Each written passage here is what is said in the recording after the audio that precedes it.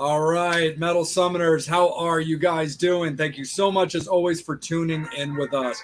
We're very grateful, we're very pleased, and always super stoked to have you guys live with us every Wednesday night, kicking off your weekends right in the middle of the week, just as it should be. We've got things to drink. We've got 7 beers to go through. We've got all kinds of fun things to enjoy with you this evening. And we are very, very pleased and honored to have all of these gentlemen joining us on your Islet of Misfit Toys with Angel Alamo and myself. And we are being joined as a guest host today. And a grateful and appreciation goes out to the man who helped set this up, and Mr. Chris Blevins from 13th South. Metal Summoners, you remember him. Chris, thank you, sir. Appreciate you. Glad to be here. Absolutely, man. And we also want to thank very much our guests who are joining us this evening to rock out and talk all things fun. We've got Pat Muzingo. We've got Tim Mosher. Junkyard is in the house. Thank you, gentlemen. Woo!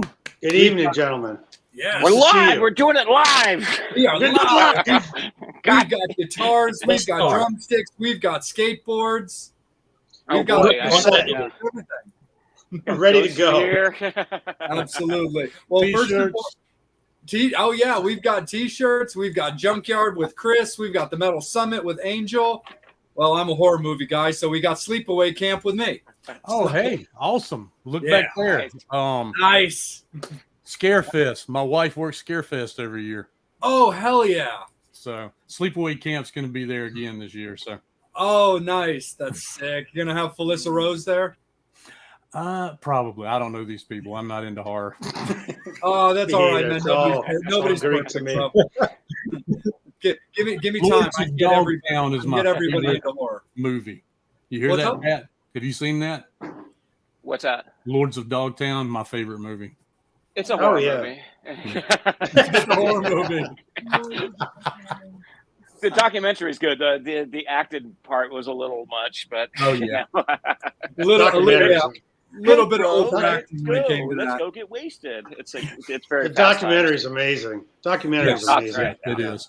Documentary's sick, but yeah, there's definitely a little bit of overacting when it comes to the movie. Yeah, and you got to, if you're playing Jay Adams, you got to kind of overact, a bit. Yeah. It's like singing about the Slinky song. That never happens. Exactly. Sure, yeah. Right. So first of all, Pat, Tim, thank you, gentlemen, so much. We appreciate you guys very much for spending a little bit of time with us this evening. How's 2023 been shaping up for you so far? What's going on in the Junkyard camp? We're done.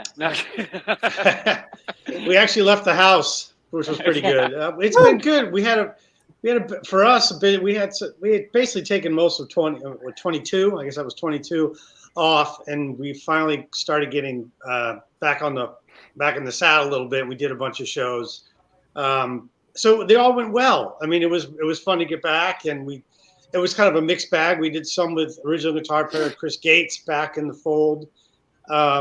We sort of had the idea about it might be fun to do the first album as a complete piece. Mm-hmm. And right before we kind of shut it down at the end of 21, Chris had sat in with us in Texas.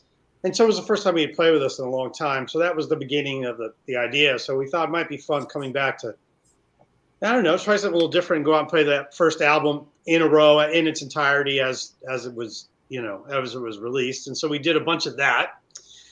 Some with Chris. We did West Coast States with Chris, and Little Caesar was on those bills, and those were great. I mean, they were packed, and everyone seemed to have a good time. We had a great time doing it. So, and then about a month after that, we were on the Monsters of Rock cruise, and that was organized years ago. I mean, we were supposed to be on in 22. Everything from 21 got pushed to 22, and then so anyway, that had been on the books forever. So we just went out and we actually ended up doing the first album show without Chris on the boat as well. And then we did another set where we kind of mucked around a bit. And then we came back to Texas and did the first album show in Texas. Originally, it was supposed to be Chris doing all of them, but he got COVID again. Well, and he has bad long COVID. Third time. Yeah. Yeah. So he was able to do Austin because he lives there. But we went on to Dallas and Eagles Pass. Without him. So, I mean, that was kind of it. It seemed like a lot, but it was maybe 10 shows, 11 shows, something like that. So that's about that. And we got home 2-3 weeks ago, but It was all good. Everything was really fun. It was good to be back out and see everybody, and it was nice to be missed. The California shows were great. It was nice to play in front of like, a lot of people as opposed to the last time that we went out. I mean, there was definitely at least 40 to 50% more people out this time. So it was like, showing up in San Diego, expecting, maybe 100 people or something like that. We were very surprised. And then, Viper Room selling out was cool. Hell yeah. San Francisco almost sold out. And then we ended the tour down here at a really hip place called South Bay Customs that almost sold out. So we were surprised. And it was, having Chris back with us, it was, we've never played that first album in its entirety sequence that way live. I mean, it just makes no sense.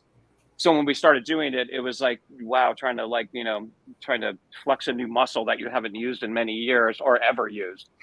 But as we did it, it was the first couple of shows were fun, but by the end of the California run, it was we were tight as hell, and we should have done another week, but yeah. But it was it's also loud as hell. I mean, we've got 3 fucking guitars, man. Jeez. Yeah. No, it was, and they just all redline them all. So yeah. Exactly. And that's actually. Oh no, go ahead, please. So we'll probably do more of that. I mean, but I don't think it's something that we'll do all the time. But it's the kind of thing that we might bring out every now and again. There's talk about recording a live album of it, which we meant to get around to in this run, but it was just too much for our meager logistical brains to handle all that. Organizing a new version of the band, 3 guitars, all the travel, and then let's do a live album. So we're talking about maybe setting up and doing something to do a live album someplace, and because now we know that it works. That's the first thing. We didn't know if it was absolutely going to work, and but it does, and so we're thinking about doing it where we would just basically have a live version of the album plus we did a couple of things from 6s, 7s, and 9s, so you get All the Time in the World, and what else do we the hits off we did Misery, like the Misery, the singles, and, kind of thing. Yeah. So we might circle back on it again, but as of now we have nothing on the books that I know of. You got 0, nothing right now. And we're in the process of talking with our agent to figure out what we're going to how we're going to approach the end of the year, which is kind of getting the live show together so we can do the live album, and then as well as we do have some offers that are coming through for next year.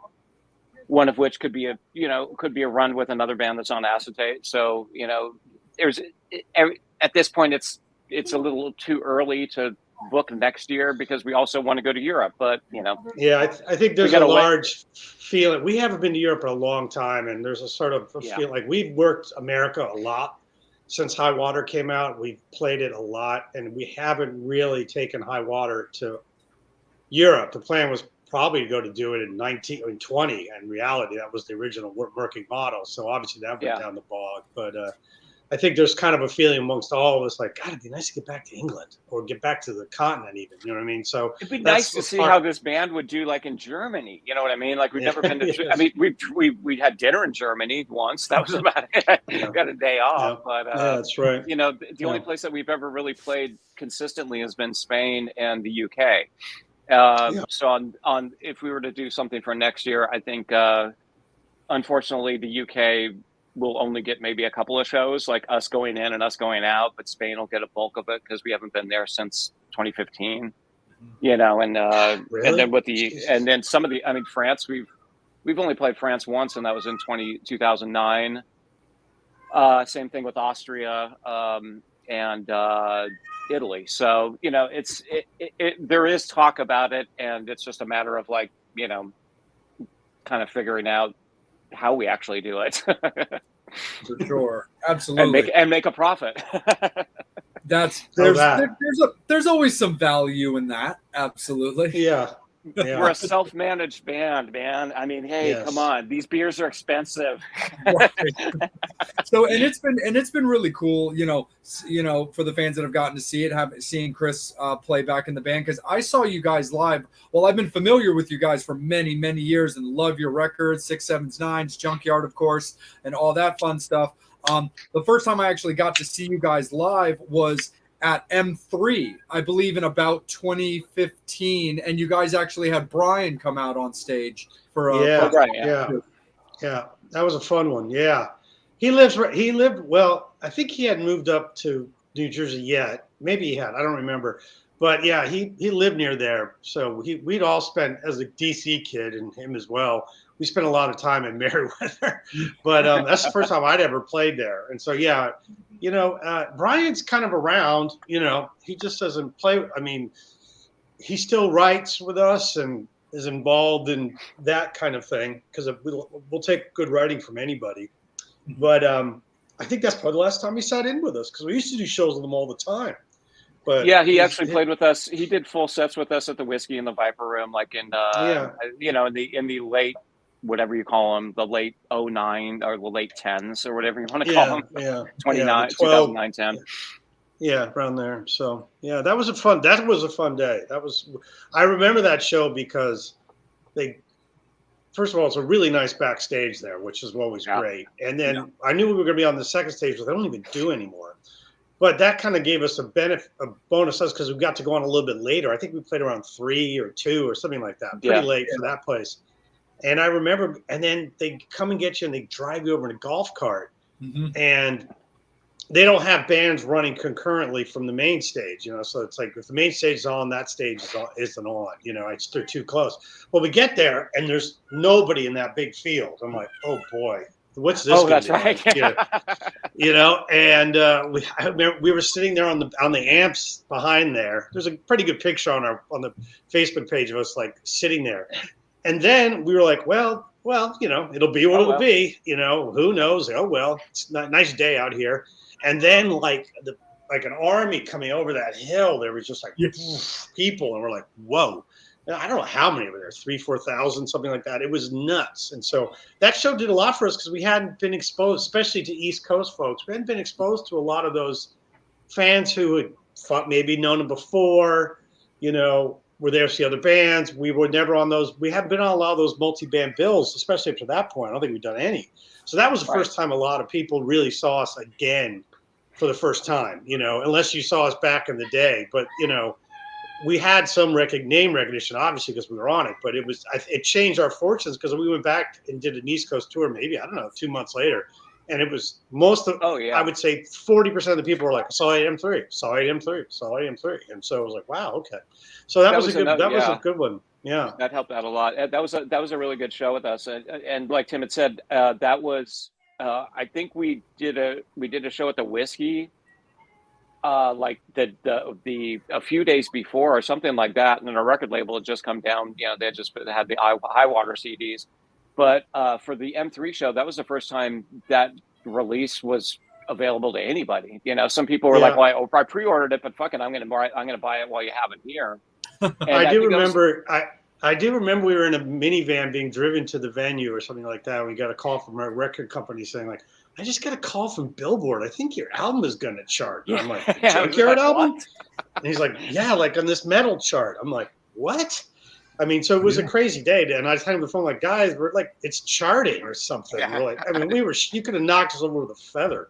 Like, I mean, we didn't know if anyone's going to care about a new record, who knows, So we had no idea. We had no expectations. We had no idea. M3, we had nothing. We just knew that we were going to play. That was it. So it was a good day. It was a good day. Yeah, no, I understand what you mean too, because I remember looking for like Junkyard stuff, and there wasn't any, but I was like, that's okay. Because I was shooting photography for that show for M3, and so it was awesome. So like, I mean, I was there for the whole set, but for the first 3 songs, I was like right up in your face. I was like, this is fantastic. Pit, I was like, Junkyard is playing 3 feet from me as a band that does not play the East Coast very much. Yeah, and that was the beginning, and we've been back, I don't know, 3 times probably to the East Coast. We've been back quite a few times since then. Yeah, we haven't been back obviously in a while, and that's something that we'll be considering, for next year. And it's a little difficult now because like Tim had said earlier, some of the gigs will be with Chris and some will be without, but we're going to try for most of them to be with Chris, but that also brings, unfortunately, added cost because you got 6 people. And when you add 6 people, you need a babysitter. So that means 7 people. Yeah. and we've got a great babysitter. So even if we go back to playing as a 5-piece, things are a little different now because we have decided to employ a babysitter full time. Just have some help. We need one, man. We need a little bit of help. It's tough. It's hard, And he's a lot. He's great. We used to go in really loose. And you're up for it? We used to go in like the 5 of us in the minivan and driving. I mean, now it's like we're trying to treat ourselves a little bit better. You know what I mean? Like we can't do everything. So, and our one luxury is having a tour manager type person to kind of help us, so we've gotten pretty used to that luxury, I must say. You know what I mean? So it's a luxury and a half, man. It is. Our punk rock aesthetic only goes so far, I think, at this point. Right.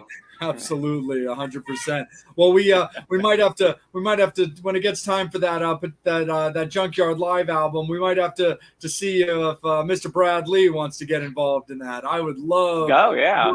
I would love to work a live album show. I think that would be sick. I mean, the thought is to record a bunch so we can get one that's good. You know what I mean? That's sort of the reality of it. It's hard to get.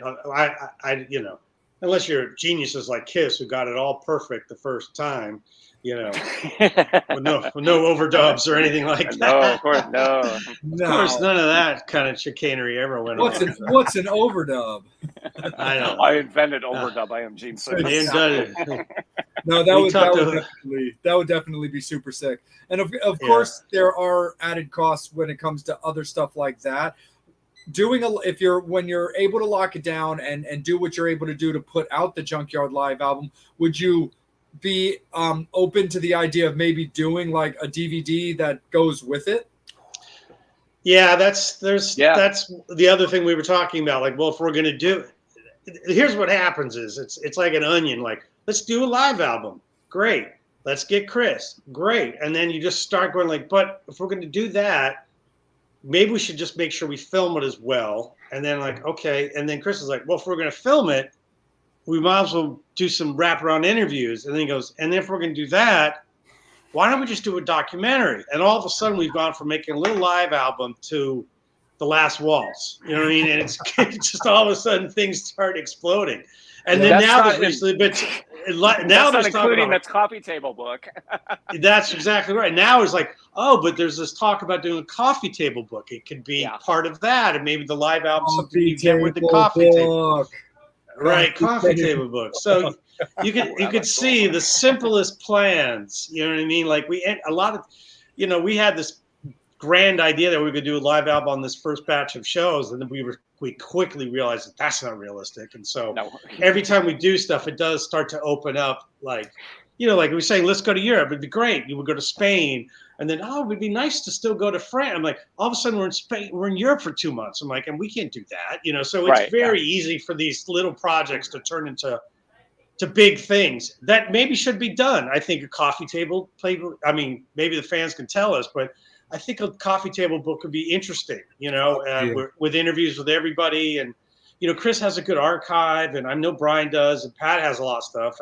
And all those, there's tons of stuff that's just there. And there's a certain sense about if we don't memorialize it at some point, eventually it's just going to disappear. So that was part of it too. And then you start going, well, if we're going to be interviewed for a book, why don't we just record the interviews for a DVD? And because the plan would be to be interviewed and then they could call a book.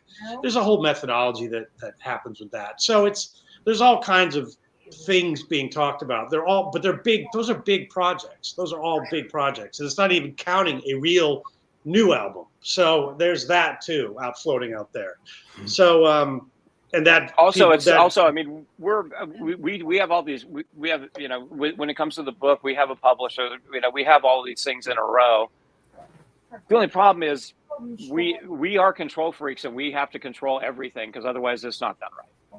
And it's tough for all 5 of us, or I'm sorry, all 6 of us to actually control it all because I mean, it's like to let it, it's difficult for especially me and Chris to let something loose to the publisher and say, here, you do the coffee table book. It's like, no fucking way. We know how to curate this. We've kind of been doing this a while. So we kind of know what the people want. And if we don't, well, then, it's also not Simon and Schuster. You know what I mean? It's not a major, publisher. It's a great publisher, but it's a full-time job, each one of these individual things. That being said, once we get rolling on it, we find everybody's strong suits, and everybody, takes responsibility and does things. And I'm the first one to cede control of the book. I'm like, call me when I need to be interviewed, and then you all run with it. I don't know. I don't know anything about this. Yeah, it is. I don't know. Yeah. So, but like you say, there's not a lot of shows being talked about, but lots of projects being talked about, which I don't know what that means really. So, but going back and kind of circling back and being able to, complete the circle, having Chris back in, it made, and just the years, let's be honest, you know what I mean? It started to make us think more about, well, we have this history, maybe we should do something to codify it, and it just seemed natural because we were celebrating it more than we ever had before, because we were kind of resistant, especially when High Water came out. We tried to be like, we're going to do a lot of our new album. I mean, within reason, but, and who knows, maybe 5 years from now, we'll be doing the High Water tour. We don't know. Yeah, right. But the official beginning, front to start, High Water. So, but it was sort of in the air that, once Chris came back, there was sort of a feeling of like, oh, this is there's some kind of completion-ish thing here. And maybe it's only for this period. Maybe, that's that. And we go on to do other things. But while we're sort of in the spirit of like, oh, well, that's a thing. And maybe it's the time to put it all together. Maybe. Absolutely. Well, if as the dominoes fall and things get like locked up and stuff like that, and you're peeling back all those different, walls of the onion stuff. Well, for what it's worth, you've got 3 onion heads right across the top of your screen that to assist with your interviews if you need. All you have to do is ask. Onion head. I haven't heard that one before. I heard talking head. I've heard onion head. I'm the only one with an onion head. Yeah. That's just because we don't have Steve on tonight to compete with you. Oh yeah. Absolutely. Well, fans, we see that we've got a lot of questions and comments coming in, so we're going to kick it to Angel next, but we're going to bring in our beloved Blevins Vox, our good friend Chris, who's joining us this episode. Chris, let's kick it to you, my good man. Why don't you take it away for a bit? Yeah, man. How's it going, guys? Well, we're well, Blevins. Nice to see you. Yeah. I saw y'all the first time because y'all never came near Mississippi. But the first time, I think it was 2017, and I told y'all this, but at Bogart's in Cincinnati. Lily Guns. I think Jack Russell was supposed to come, but they missed the flight or something like that. Right. But anyway, but I can say that I have had the privilege of seeing you guys. I saw you in Indiana in a place the size of my damn studio room right here, damn near it. Yeah. And you did the acoustic show.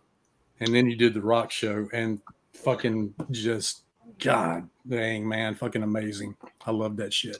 That was fun. That was a lot of fun. Yes, awesome. And not many people have seen that, Right. I mean, of course, y'all did it live, online, but not, not that.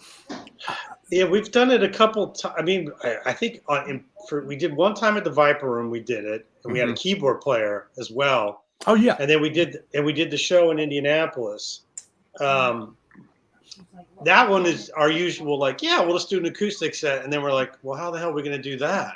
Because that was like the beginning of a run, and it's not like we're going to travel with a bunch of acoustic instruments. So yeah, we kind of had to like figure that out on the fly. But since we had done it before, we felt a little more comfortable. But yeah, I think it'd be fun to do. It's logistically complicated because I like it when the keyboard player, if we have the option, I'd like to have a keyboard player. Otherwise, you're trying to find, you can't really play lead guitar and acoustic guitars. I don't care what anybody says. I don't think you really can. So it kind of, you have to be creative and, we shove a harmonica in David's hand, say, figure it out, do something here, things like that. Yeah. So. But yeah, that was amazing. Any, lifer, of course, I got the shirt. Yes. But yes, dude, I listened to that song. There's not a damn Junkyard song I don't like, but some of them just reach out and grab you. And Lifer is one of those. And I find myself using some of those lyrics all the time to people when they go, what the hell are you talking about? 1,000 yards what is this? fair, and what is this yeah, nonsense? I'm a rock and roll lifer, and they're like, yeah, where'd you Like, get what? that shit from? I'm like, dude, you're not living until you listen to Junkyard. But I turn as many people as I can on to y'all. We appreciate that. Oh yeah, no doubt. But what was the B-side to Lifer? Last of a Dying Breed. Yes, Last of a Dying Breed. Okay, cool. Have y'all been writing anything? I know because you didn't do a lot of stuff in 2022. I mean, just wondering, what was it, 2015 when High Water came out? Tim, correct me if I'm 17, wrong. that's right. Okay, yeah. Correct me if I'm wrong, but our new stuff is old now. The original plan, the original plan was that Lifer and Dying Breed were just going to be pulled from an album, and we would go quickly into do the album. But life intervened, and it just so it became a standalone. Originally, it was all part of this big, once again, these big concepts we have, and then all of a sudden it's like, oh, now what? And we just we haven't gone in to cut the songs, partially because. Well, there are a lot of different reasons. I don't think we had them all done yet. I mean, we have a bunch. We do have a bunch. Okay. And there was motion to go and do it. And we've done pretty extensive demos, for us, pretty extensive demos. Some people would almost consider them, of enough quality release, but they're not. So we have a bunch. I think we need a few more. There was actually talk about, well, now that Chris was kind of around, maybe it'd be nice to have a couple of Chris songs on the record too. Okay. And so that kind of was in there as well. I think we have enough that if we actually said, okay, it's time to go and do it, we would find 2 or 3 more songs to finish it out. Because Lifer and Dying Breed will be on the record. Those were kind of the starting point songs. That was sort of what we wanted to talk about. If there was any kind of overarching theme, it was going to be, as you could see, those 2 songs are kind of interconnected conceptually. Yes. Yeah. As conceptual as we could be, we're not. We're not trying to do a concept album, but yeah. I mean, just something to give it some focus. I thought High Water had a kind of a basic lyrical and conceptual thrust, just by the nature of it was a comeback record and it dealt with a lot of redemption and things like that. Those things came naturally, but we've already said that bit, and now what are we going to talk about? And I thought thought. Maybe in what Lifer is sort of about was, the life of this as you're not 23, when you're in your whatever we are, that I thought might be interesting because our people are aging with us, and it's never been a band that talked about Camaros and girls in the high heels, unfortunately. Yeah. But so we deal with more, I don't know, our own life stuff, specifically David's life stuff, because he's the principal lyricist with assists from me and a bit. And but Lifer was really kind of the starting point of that, and Dying Breed kind of fell in place after that. And the idea was to continue down that. Now, all that being said, who knows where you're going to end up? It could all be about daffodils and party dresses. So who knows?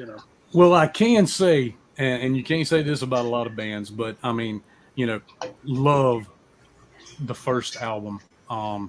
The second album, everything.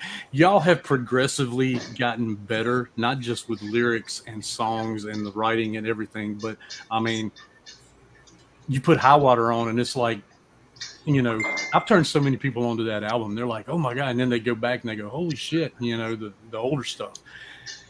Y'all, you've grown. You still grow. I think, thank you. I mean, there was so much time between 6s, 7s, and 9s and High Water, right? But Faded was, circling back to Lifer, Faded was a standalone single, and we didn't really have plans to do an album necessarily. But Faded got such a good reaction just from people that it kind of was spurred us on to let's keep going and write because we had written a few songs of which we were going to pull a couple to be a single as the first thing back.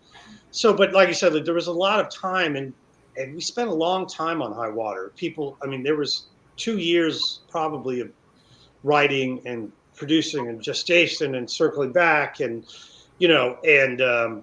so I guess what we were trying to do is like I've said this before, is like at least have it be in the conversation that it could stand alongside the first two.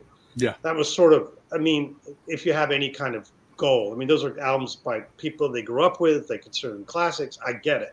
Yeah. But I wanted to, and I think we all did, like, let's try and be as honest as where we are right now and hope to stand up. And one of the funny things is, like a show like M3, we were just selling High Water at the place, you know, when you couldn't buy 6, 7, 9 of the first album. So some people just bought that, and that was their entry point to the band. Right. Yeah. Wow, there's a record before this, you know? Yeah. So those are the kind of people I'm always like, no, that to me is like that's a big victory. Like, oh, that's your entry point? That's great. huge. I'm not saying I'm not saying it's better or whatever. It's just, it's cool that it has enough weight that you could build a fan base just based starting on that album. Obviously, Right. we rely heavily on our fan base from the first two, of course, but it's nice to be able to add to it, you know. So we do appreciate it, but it also means now I kind of go, well, shit, it's got to be as good as High Water, and that's a whole nother level, you know. So That's trying, you know. And the first thing I heard, of course, was Faded, and that guitar riff just freaking sold me, you know. I was just like, I was hooked. I said, yeah, if everything else is even close to this, it's going to be an awesome album. And I can sit there and listen to the whole album 10 times in a damn row and not skip a song, you know. that was a good riff. That was all three albums session. Yeah. You know? Yeah. Well, thank you. That's nice of you to say. I know. And believe me, I'm not blowing smoke up your ass. I'm being honest with you. No, we know it's good. Fuck, come on. Y'all know we I'm a tug fan, our own balls. We tug our own balls every night. It's so good. But anyway, yeah, Angel, you or Jay, whoever, what y'all want to do? Yeah, let's kick it over to Angel, my good man. Let's bring him in. Let's bring the Metal Summoners in and all the Junkyard Bluesers that are watching with us. Yeah. Hey, everybody. Release the hounds. You're muted, buddy. Oh, I see. There's a whole thing of it. Well, You've got a sorry about party that. going on there. Now we There's can all go kinds of people. from about balls, I guess, to the fans. Yeah, it's all right, Angel. Just give him a tug, brother. If you could bring back a musician from the dead. I'm not going to do that. Hold on one second. I'm sorry. If you could bring back a musician from the dead, Who would I bring back? Yeah. Oh. Bring back one Yep. musician from the dead. Who and why? I've got that answered. Let's hear it. I'd like to bring the original bass player Clay back from the dead because I want to go fucking get hammered with him. Yeah. That's it. I don't want to play a show with him. I don't want to be in a band. I just want to go have a couple of drinks. A couple. He was a great guy to hang in a bar with. Good old Clay. God bless him. He was the original. God, you did not fuck with that guy. Yeah, he was the real deal, man. He was the real deal. all that supposed badassery that Junkyard has, Clay had it. He made up for it in spades from everybody else. Yeah. Oofa. He did. Yeah. Me, I don't know. Sure, John Lennon. That's an easy one. Why not? Yeah. I see these Captain Sensible. Wait a minute. Well, he died the He's other night. He's still here. They were terrible the other night. No. Don't tell me that. I don't want to hear that. That's all right. Hey, look at all these comments. Where do you see the Oh, comment? yeah. Oh, there's a Oh, thing. the Wow, I yeah. do this for a living, and I don't even know where I'm at. Oh, shit. Hello, What's the Brian in weirdest place- San Antonio. Yes. If you do What's an the interview weirdest- DVD, David needs to share his Lemmy and Wino stories. I don't know. That's a good one. What is the weirdest place you played? I don't know. Let's think. I got to put we played some weird places. I think, God, that's a good question. Oh, that We damn played some- place in Arkansas where we played with y'all. That was That was just, fun. They had like, good pizza. Yeah. They had good pizza. Vino's Pizza or something like that. Remember the time we played in Switzerland, Pat, and we went, and it was like some weird, like a youth hostel, and we had to carry all the gear down in the basement, and it was like playing a family's it was like playing a basement party. Remember Yeah, that? but they had to shut the door too because they had a sound limit or something. It was really tiny, but Right. it was like, and it And was just a cinder block room. It was like, what the hell's going to happen in here? And it wasn't. I remember that one very well. That was one of the weird. And it's you're in a foreign country, so you're like, is this like a horror film or something? Like it was very weird. That was a weird one. I don't know if that's the weirdest, but I don't know. One of the weirdest shows, like back in the day, for me was the first show that we played, opening up for Skinner. It was very strange. And we played some big place in Nashville, and I just remember like walking out on stage, like, wow, this is fucking strange, man. Because we went from like this big to like this big, and on stage it was like. And they actually gave us all the stage. I'm like, wow, this is strange. Even me as a drummer, I felt like, wow, I'm like, yeah, I'm not so claustrophobic. I can get up. I can put a couch back here. I can put a desk over here. But nice little end table. Oh yeah, do my taxes. An entire bar. An office. But Junkyard, we've got lucky. We've there's been a couple historic shows, like if we go back to like Clay, like where Clay took on the entire security detail at the place in the Akron Agora Ballroom. He took on like 18 or 16 security guard guys. That wasn't so weird, but it was fun. Well, it was fun. I mean, as long as you were on Clay's side. Yes, exactly. Yeah, we've never really gotten any. We've never really played some odd places. I mean, there's always a bit of weirdness, and that's what keeps it interesting too. There's always something kind of strange. When everything's too buttoned up, it can be a bit boring. So we don't mind a little weirdness. You know what I mean? As long as we're semi-safe. Yeah. A book. Let's see. What's the? Wait, let's see. You all do the Omni. The Omni. You do a live show of all covers. What songs do we hear? Wow, we play. That, I mean, we argue about. We have the hardest time picking cover songs. We can never agree. We always just default back to like Tush or Fear song. Like we're just so bad at it. So I think we'd be an awful cover band. I think we'd be one of the worst actually. So because we could never duplicate So we have a very hard time picking cover songs to do as encores and stuff. I don't know why. It's just it, So, I think we do well if we covered the second 6s, 7s, and 9s. Now, if we covered that, we'd be a great cover band. We'd be great. I don't think we could pull that off either. That's next year. Yeah. That's next year. I saw someone ask, what's our favorite place to play? That's a good question. I mean, it kind of there's sometimes just memories. I mean, the Viper Rooms is like playing in our living room. We're so comfortable there, so that's always fun when you feel like it's easy. But it is a hometown gig, so there's always a little bit. They're a little more amped up and kind of stressful. I mean, I'm trying to think traveling places that we played. God, so many places. Austin City Limits is great. It's always that's my favorite. We just played there again. I think it was for the 6th time. And And ACL. as we walk out the door, they're like, well, we'll see you next year. It's like pretty much our another home. It's that's our a beautiful venue. Yeah, it's another big. clubhouse for us. Yeah, and it sounds great, and the people are great. It's obviously they run a really pro shop, and that's always important too. But yeah, I'd have to say ACL. The joint we play in Austin is great. So that'd be my favorite right now. Yeah, I miss playing like the New England area and stuff like that. It's been a while since we've been up there, and we went up there quite a bit. Like I think about 3 years in a row. We were back and forth. I think maybe 2 times in a year, and that's something that it's again, it goes back to, unfortunately, everything, percentage wise increasing, and it's hard to get in there, but I do recall it used to be relatively cheap to fly to the East Coast, and it's not like that anymore. So so anyway, but yeah, that's a good question.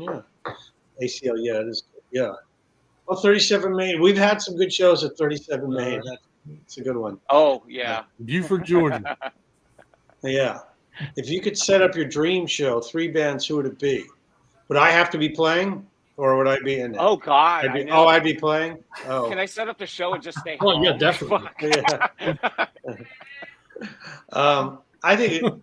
I mean, when the dream show for us, to me, I mean, whatever musical elements there are, but it's nice when we get to play with our friends. I think we kind of lean into that more as time goes by. Like guys that we're buddies with, and it's nice. It's mellow and it's fun, and it's supportive, and there are probably bands I'd want to play with, but they might not be nice to us. So I know Tracy will be nice, and I know the guys in Fasher are nice, and the guys in Bucket are nice, and Little Caesar. All these guys, we've known them so long, and that.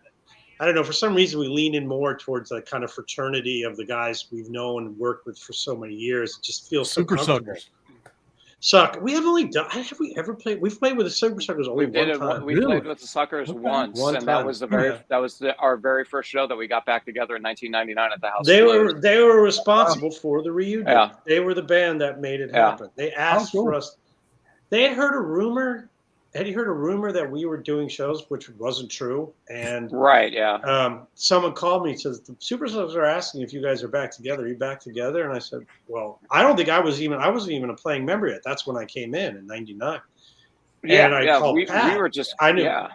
I called Pat because Sucker Punch only ended about a year before that, and so I said, and he's like, I don't know. Let's call Chris.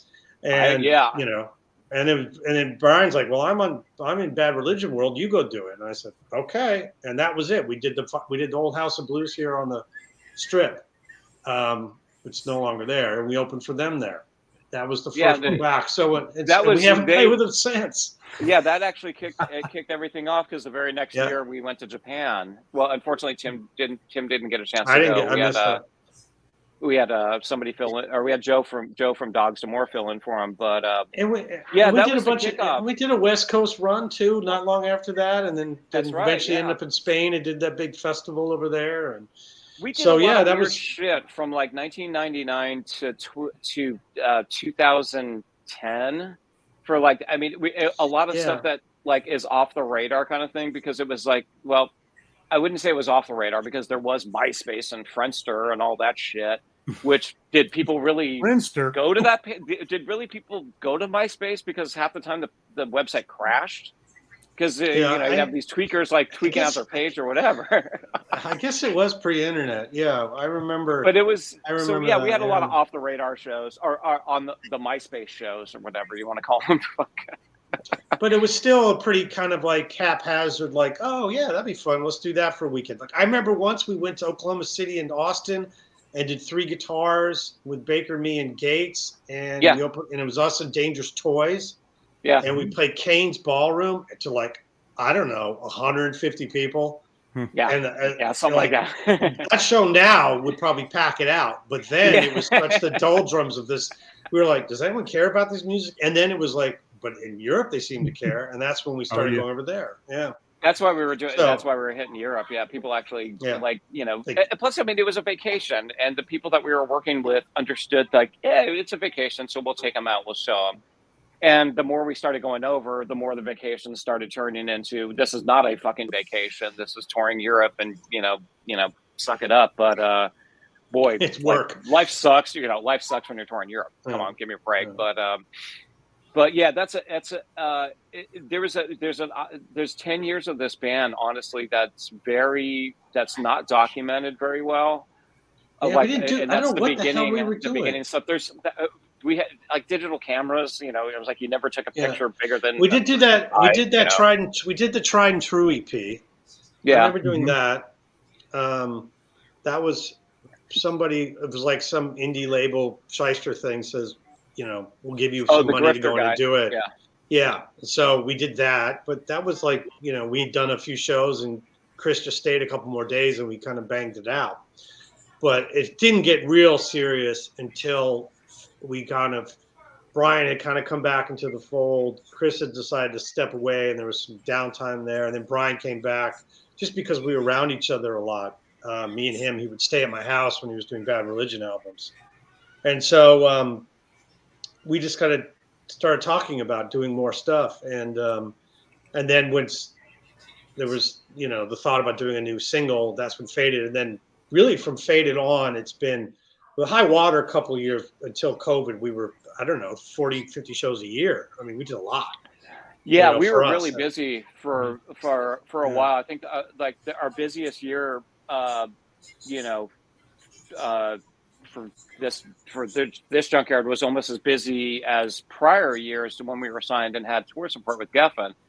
And I look back on that and I'm like, how the hell did we do this in a minivan? And we were self-supportive. And back in the day, it cost $125,000 to go out for a week. It was like, what the hell? You know, And at that point, I'm like, oh yeah, you know, well, Tim and I kind of know the business a little bit. So it's like, oh, when you take the big business out of it, you actually realize you can make some money off of this. Mm-hmm. But it's still tough. And the 1 year that we did, I think 63 shows or something, and that's tough for us. Like that was weird. By the end of the year, we were dead. Was that 2019? That was 18. 18. Okay. I think we ended the tour. tour. Europe with Blackberry Smoke, wasn't it? Oh, was that year too? Yeah, I think it was either 18 or 19. I can't remember. So yeah, I think you're right. I think that was end of 18. We went to England and we did those Blackberry Smoke dates. Yeah. And then 19 we did the all blues tour, the U.S. tour. Yes, that's right. Summertime Blues tour, I think. Yeah. So nice. I don't know. Before we or maybe it was the end of I don't know. Where's what's his name? Where's Nick Fox? I thought it was December for some reason. Nick Fox, we need you. Exactly, for sure. So I'm gonna keep it with Angel a little bit so we can get some voice time in and some more fan questions as well. But real quick, have you done any shows with Bad Religion? You know, Junkyard and Bad Religion? We actually they asked us to open for They asked us. Yeah, and it was when Chris was playing with us. He's like, I don't want to do it. We said no. And we said, well, if he doesn't want to do it, we're not going to do it. Yeah, I think it could be tough. I think we'd have some tough sledding. I don't know why. I think we could survive with Social D, but Bad Religion might be tougher. I don't know why. Yeah, but you know. No, that's cool. I just kind of was kind of letting it rattle around in my brain a little bit with that kind of, you know, fraternity brotherhood thing, you know, with Brian obviously being kind of the bridge between the two continents and stuff like that. But as far as like, of course, fan bases, they definitely are two different styles. I could 100% see you guys doing a killer tour, whether it be long or short with Social D. Absolutely could see that happening 100%. But yeah, just kind of curious if even just as a one-off, if that had ever actually happened. It had been offered, and we didn't. It was offered, yeah. It was offered very early. So I think it was we had just got back from. We had a tour in 2008 in Europe, and we came back, and our dicks were big because we did really well. We were like, we're kings of the world. And I think Jay had hit us up. And at that point, we threw it out to the rest of the guys, and Chris, being the voice of reason, was like, "No, straight up, no, absolutely." It's like, no, this ain't gonna cross over. Would it cross over now? Maybe. It depends on the city. You know, it depends on. There's a lot of dependencies on it, but the mere fact is, I mean, the fact of the matter is, yeah, they did ask us once, which was, back to the whole bro thing. I mean, there's been, we've had some of the stuff. We've had bros from, the Foo Fighters play keyboards on some of the high water stuff, kind of thing. So, sure. Which we didn't use. About all that, which we didn't get a chance to use. And it's like, hey, we got Rami from the Foo Fighters. Oh well, we heard it. Didn't make the cut. Right. We have it saved on the computer. We can check it if we want to. Yeah. I have it on my phone. I have it on my phone. Exactly. You want to see it? $50. Nice. Super cool. Yeah, just kind of curious on that one. Angel, let's bring you back in, dude. We need some more Angel time. Have you noticed the difference in the crowd from back in the day to now? That's always a good thing. Yeah, well, everybody's older. Everyone's older. And we try to go on earlier than we ever used to. That's I don't know if that's the crowd or us, but our sweet spot's around 9:45. We're pretty together and still pretty well focused. The shows we go on at like 11:30 and 12. I know I'm fading, and I get to go up and get jump around. As an audience member, I much think you're exhausted. I don't care if it's a Friday or Saturday night. So I think there's that. We try to be conscious of our fans knowing what our basic demographic is. So I mean, there's people ask us, why don't you play the whiskey and things like that? That's one of the main reasons. Like, we don't like those, we don't go on until 12:30 because I know we're not as good at 12:30 and they're paying money, and so the one thing another reason we like the Viper, though, it's usually packed out, which is a nice thing, is that they allow us to curate. We can have like 2 bands. And I don't know about y'all, but that's about my attention span these days. So, so I guess that's how I've noticed it changed, It was interesting. They came back, The other change that's interesting is seeing the same old faces from back in the day bringing their kids to certain shows. Especially that happens. It happens few and far between because we're not the type of band that tells our booking agent, yes, we want to play all ages shows. No, we don't want to play any all ages shows because our fans like to drink, and that's how we get booked. Yeah, business. We play, but now our fans are old enough. Their kids are a lot of their kids are at 21. The bar drinking the old man under the table. We're just happy they still come. I don't. Whatever changes they've gone through, God bless them. Yeah. Oh, my first concert was Kiss with AC/DC opening on the Love Gun tour with Bon Scott. That was my first concert. Bon Scott, AC/DC, Kiss. Yeah. Kiss Cheap Trick. Kiss Cheap Trick Forum, August of 76, 77. No, 77. Probably, yeah. Mine was 77, 78, right around there. But my show was, you can see mine because they played this place, the Cap Center, which was just a shithole. But it was one of the first arenas that had cameras. So a lot of times you'll see footage of Kiss from that tour, and it's all from the Cap Center. It was they did 2 nights. I got lucky, and I got the AC/DC night. The other night was the Billy Squires other band, Piper, or whatever they were called. So I just happened, but AC/DC wasn't even announced. It just like came on the screen right before they went on, like AC/DC, and everyone went boo. No one knew who they were booing. And I remember being so shocked that like the guitar player was playing in a T-shirt. I'm like, what is that? It was so, you know what I mean? But it was a great show. Kiss were great too. They were still firing on all cylinders, Especially the Live 2 tour, whatever that year is. I guess so. Yeah, it was the same year, 77. Yeah. So there you go. Those 77. Before they did the little albums. We will never go back to. Oh, nevers are never a good thing, but God, I don't know. Oh man, I could answer that. Give me about 4 hours. There's some places that we will never go back to. All right. Until you need that fill-in date for a Wednesday, and then you're all of a sudden, that's what happens. You end up like making strange bedfellows. I'd rephrase that by saying there's certain people that we wouldn't work with again. Now cities are different because you got different people in different cities. So I don't know if we've ruled anything out. I don't think we've ruled anything out. Yeah. I often say, like, if you pay us our rate, we'll go to an opening of an envelope. You know what I mean? So right. We try to keep an open mind, and sometimes you do find yourself like, oh, really? It's like, well, you need the money on a Thursday. They'll give it to you. Like, let's fucking go. That sometimes happens. That's the business of it. You got to get from point A to point B, and sometimes you're going through places that aren't your favorite. But that's, it's one night out of your life. You'll survive. That's often our thought. You know what I mean?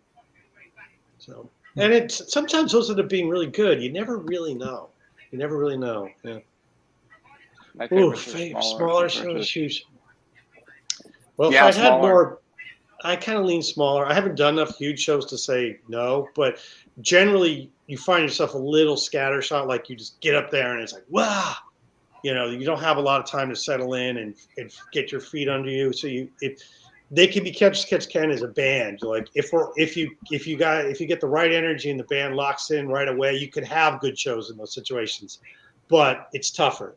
It tends to be tougher because you're dealing with monitors and all this other, technical things that can really, a lot of times they're outdoors, those kind of shows. And those could be a little more, and you get a little uptight because like, well, this is a big show, we get like that still. So, I know what Dave would say. He likes when it's like in the face, early stage. Yeah. He likes that. He likes it like a Black Flag show. You know what I mean? So I get that too.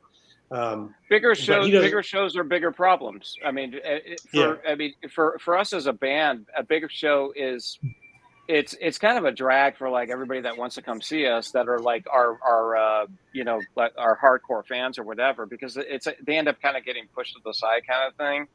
And it's like, for us, it's like bigger shows, as much as bigger shows also breed a shorter set for us. So it's always, I'll always opt for like what Tim said. It's like, yeah, I'm the guy. I want somebody in David's face and David's face in my symbol, right? Like right there, the interaction that you have of the crowd spitting on you and, yelling at you and like, forming a pit during a ballad, a waltz ballad, no less, that's what, that's where we really thrive, I think so. Yeah. I think the memorable Junkyard shows, like you could come and see us. I mean, we were good at M3. We were probably really good. We could go up and be, but like those things where I think some people, and that I might be speaking out of turn, but like the kind of shows that are kind of like the ones that make people go, oh, fuck, were the ones where they just happened to see us at one of those places, like, like that place in Philly, Kung Fu Necktie, whatever those like places, they're still there. We go and play these punk kind of bars and you can get us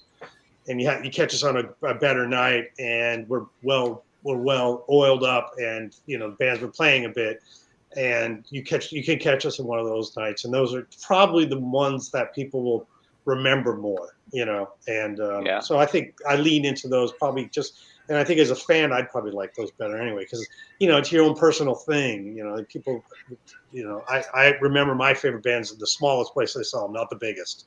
So I guess that answers the question. So what do you like the most about being a musician? Oh. The hours. I love hauling drums around. It's my favorite thing in the world. It's so much fun.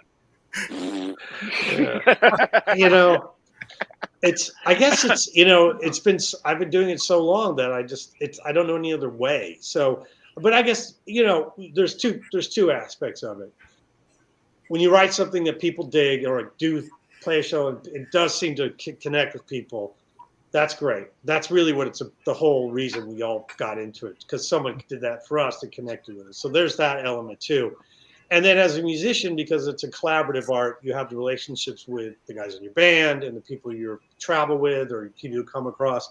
So the relationships and not necessarily like seeing the world, like, people are like, you see the world. I'm like, yeah, I see the back of the worst neighborhood in whatever city you're in. You know what I mean? But there are cool people there. And those people end up being the thing that you remember, not the alley in some shitty town and wherever hell it is where they usually drop off drug addicts. That's where bars are. That's where nightclubs are. It's not, it's rarely on Fifth Avenue, So that's probably what it is. The relationships, and then being able to connect with people was something that you've been doing so long, but you would probably, you do just because it's what you do, so that's a great feeling and a blessing, really, It's I think for me, going back to many years ago or whatever, it was, I guess coming from the skate community, it was, we're skateboarding really, not being a team sport. I look towards I'm like, oh, punk rock, I can play in, and at the time when punk rock was happening and I got to play in all these bands, like in 1980, I got hired a lot because I had a drum set and I knew how to count to 4. So my thing was like the brotherhood, and little did I know that it was my early, business sense of networking. But for me, it was just really the brotherhood of joining different bands, getting to well, these guys love the Damned, and these guys love they like Tank, It's like, how the fuck do you like Tank? And then we're playing Faster Than Minor Threat, and it's so I got it was more about really just discovering everything, and then finding the I'll be done in 1 minute. There, the bell. Sorry, that was me. Anyhow, no, that's fine. I'm at an AA meeting. Time to wrap up your Oscar speech. So and then thank you. But yeah, it was that, and then, but I mean, Timmy and I have met. We've been in different bands together, and it's when you're a musician, it's for me, it's about the hang, and it's, you have to craft your art, obviously, but it's all about the people that you meet along the way, up and down. Yeah. No. Let's see what else we got. Pat the drummer, coming from punk band, what was your thought on Josh joining Foo Fighters? Oh, I love Josh. Fuck yeah, good for him. Josh Freese is great. Yeah. Who else would it be? I don't know who else they were thinking of. Yeah, I have no idea.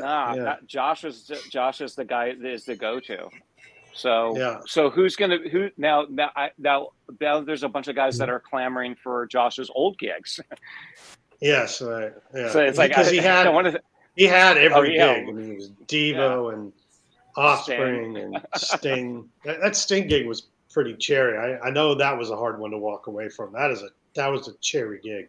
We've known him. I've known him forever and ever and ever. He's a great guy. I've seen him in so many different bands. I mean, I've seen him. Like I can't remember. It was the first band I've ever seen him in, but it was a kid, and at that point I was already out of punk rock. The guy who gave him his first gig was Westerberg, the first Paul Westerberg solo tour. Right, Josh 20, and Westerberg gave him the gig. That was his first gig, his first real gig. So the first time I saw him was the Vandals. I was like, "What?" I'm like, "How are you in the Vandal?" I'm like, "Joey's in the Vandal." No, this. I'm like, "What?" And then I meet him. Devo. Like, I've seen him in Devo. I've seen him. Yeah. I mean, I don't see who else they were going to. I mean, it was obvious to me. I assumed, I always assumed that if they could get the business end of it right, that he would be the guy to get. You also have to remember they're all. There's also like we were just talking about the relationships. They've all known Josh and been around Josh forever and ever and ever. I always assumed Josh was the drummer on those Wallflowers albums.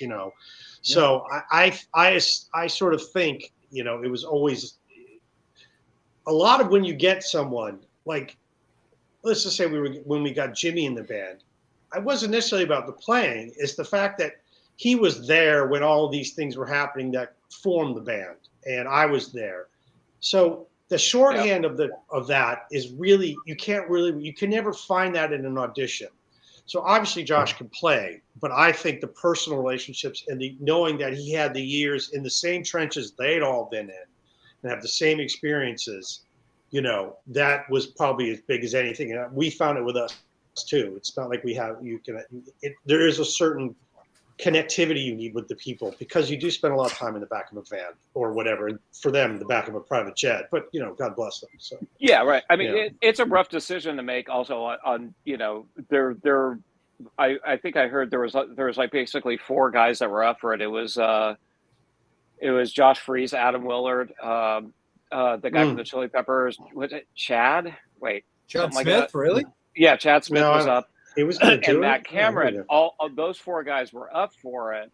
So it's like kind of like, well, those other 3 guys, they actually they're almost like they're like a branded drummer kind of situation. You know what I mean? Like it would be weird if they jumped ship. Yeah. But in this day and age, I didn't know. Adam's really good too. I didn't know Adam. Yeah, I love great, Adam. Yeah. I love Adam. He's a good dude too. With Josh, really it good. Just makes sense. They're kind of the Foo Fighters drumming wise. They're kind of they need that guy that's got the hybrid of the punk and especially the heavy, the harder edged. I don't want to say metal, but the harder edged stuff. So. Jules has got some questions. Where's Jules here? I like these ones. What is the strangest lineup you've been a part of? Ah! I think this is it. Every time we play. I think we're in it right now. Yeah, God, I don't know. It's right here. Exactly. Hey, the breakfast that me and Todd had on the cruise. Oh, that was a weird lineup. Yeah. I don't know. I'm trying to think. People that don't speak English. All right, Pat, what was your first band called? I know mine was called The Very Nice Plants, believe it or not. That was my high school band. In parentheses, The Very Nice Plants. Believe it or not. My first band was called the St. Vitus Dance Band, and actually we have a single out. It's on YouTube. Yeah. It's like, where's my royalties? Mystic Records. Yeah. Do you have any stuff in the Punk Rock Museum? That's a good question. Pat, is there any Decry in Punk Rock Museum? I've been hit up. I'm trying to figure out how to get it to the person properly. I've got symbols to give them from Decry.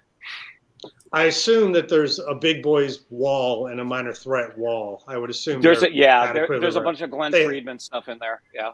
Yeah, I would assume Chris and Brian are represented extensively. Yeah. Oh yeah. Yeah. So well, you know, it's also interesting on that because Tim, when you were talking about, you know, having a guy like Jimmy join because he's like a trenches player as opposed to just kind of being able to relate people that you would want to spend time in the band with, in the van with and stuff like that. Honestly, in my head while you were talking, Pat, I was actually thinking about you because you have history with Muscat from Decry. Oh yeah. Yeah. Oh yeah. You know, before Todd came to Junkyard. Oh right. I mean, yeah. With Todd, it was when Chris had first hit me up about playing in the band, about playing in Junkyard, because there was a drummer before me, a guy Johnny Howell, and so Chris had hit me up actually when I was going through Texas with me and Todd were touring through Texas. He's like, yeah, I'm thinking about, I want to do something like with you guys, but like more Dead Boy style. And I was like, yeah, I'm like, whatever. I'm like, I'm on tour. I'm 19 years old. Blah, blah, blah. I just want beer. So I get back to LA and then I hook up with him again. And he's like, yeah, I still have the same idea. I'm like, okay, great. I'm like, well, Todd's not available. I'm available. Todd was always the go-to guy for as far as the bass player of the band. Even I would say if Todd was available, even when we had Clay, no disrespect to the Dead or anything like that, but Todd would have been the original bass player for Junkyard, straight up. Well, Todd subbed for Clay when Clay went to jail. Yeah. So I mean, Todd subbed for Clay. Todd was the #1 sub for Clay, and it's funny. Every once in a while, we get a sub for Todd, which was like, you know. Very strange, but yeah, Todd sub for the only time Todd didn't sub for Clay was he was back east. You know, he was always the go-to guy. But yeah, it's for me and Todd. We've had a history, to say the least. Yeah, well, they were Shanghai after Decry, and Shanghai Guns N' Roses opened for Shanghai. Shanghai was early in the.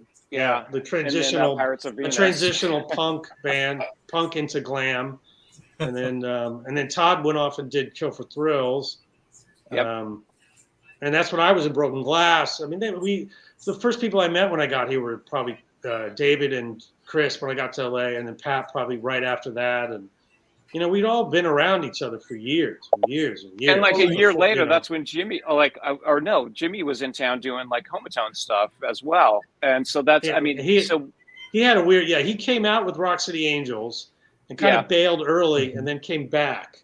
But he was in the early he was in the Johnny Depp era of Rock City Angels. When I met the Rock City Angels, I guess Jimmy had just left and gone back to Miami where they're from. And that's when it was, and I think Depp was just about to leave, and so you know, it was a lot of the same guys. I mean, you know, they think the scene was so big, it was really about 20 guys. I think it felt like, I know. You know what I mean? So, well, I was going to bring up Shanghai at one point too, just because Shanghai did so much work with Kim Fowley, who I find to be just such an interesting person. From a guy that I've never met, but there's so much lore around him. I mean, what can you say about that guy? He was lovely. He was fantastic. He was really he was, I mean, we call Todd our bullshit detector. I think Todd and I kind of learned a little bit from Kim. I mean, he was the ultimate bullshit detector, but he was also the ultimate instigator of bullshit. So he was not only he was the protagonist and the antagonist. But no, he was great. I loved him to death. I got to hang around with him in Shanghai, which is one of these days. Me and Todd will actually come out and talk a little more about that band. But it's he got paid a lot of money to babysit four guys that are 20 years old. You know, that each had $10,000 in their pocket. Every day, if possible, just to go run around. So he had quite a job on his hands, but it was interesting. I had a lot of breakfasts with him and Rodney Bingham over at Denny's, and there was a lot of oatmeal and a lot of like me looking at them going, I'm never going to be in that situation. I'm never going to be old like that and sit there and eat oatmeal, whatever. Yeah. Right. Yeah. You worked with him extensively. I only really had one real encounter with Kim. And he was around during that time. Oh, yeah. During the he was around. He was at all the venues. He would hang out. And I was in this band, Broken Glass, and I think we were about to get signed or hadn't gotten signed, or we were popular though. So we were playing, I think, the Coconut Teaser. We were probably headlining, and we were filling clubs, and we were doing pretty well. So he got wind of us and started poking around, like, oh, maybe I'll manage you guys. So the other guitar player was this guy, Mark Diamond, who's actually has filled in for us recently, not too recently, but has filled in for us. And he's in the band The Dwarfs now, has been for like, I don't know, forever, it feels like. And so this is if you want an 80s story. So we're on the patio after the show, and Kim Fowley was a towering human being. Yeah. I'm 5'11". He was 6'5", probably. He was just big, and he looked like a stork. He was such a weird-looking dude, and he looked terrifying. He always wore like big, long coats. He definitely worked the whole thing, and probably some makeup. And he comes over, and he puts his arm, and me and the guitar player kind of huddled outside having a beer after the show or whatever, just not talking or just standing there. And there's no dressing rooms at that place. And he comes over and he kind of puts his arms around us like this. He's like, boys, I fucking love your band. Your band's fucking great. And he was like, cursively, it's fucking amazing. So great. Here's the problem. And I'm the singer, right? I was a singer in this band. And I'm standing right there, and he'd just seen the band. He goes, the singer is not enough of a fucking asshole. And he goes, and I go, I'm the singer. But he's like saying it like I'm not there, but I'm there. He's like, the singer is not enough of a fucking asshole. Look at Axl Rose. He's a fucking asshole. Everyone hates him, but they're fucking huge. You need to be more of an asshole. And we're kind of looking at each other, and he's like, okay, Kim. And we go, okay, Kim. And he goes, all right, let's go get some pussy. That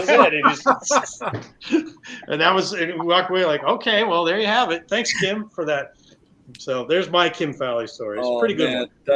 That's hilarious. And Pat, from also my understanding, you had you spent time, I believe, playing with Izzy from GNR back in the Adams.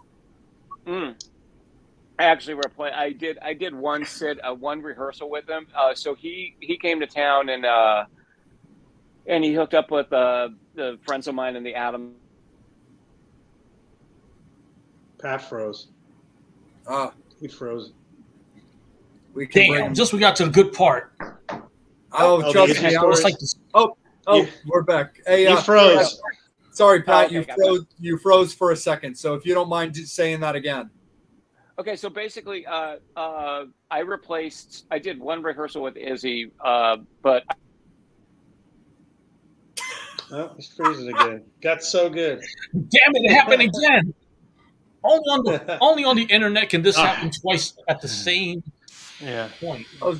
I paid good money for this, man. I was going to say, wait a second. Is Axl watching this show or something? He's fucking. I'm sure it's not the first time he's called an asshole. Pat might need to do a full reboot. Do we have any other good questions? Just kidding, Axl. It's all good. Angel, how we? Let's kick it back up to you, and then we'll bring Chris back in for a little bit. We need some more Blevins in our life. But what do we have questions at the moment? While for Tim, I kind of like. Well, I see. You're playing places like Montana. We have played South Dakota. We played, I think it was South Dakota. And it was a very strange show. We came in for a weekend. We were playing Minneapolis, maybe Green Bay as well. And then for some reason we played a place in South Dakota. But it's rare because it's hard to pair them with much because you're kind of out there, you know.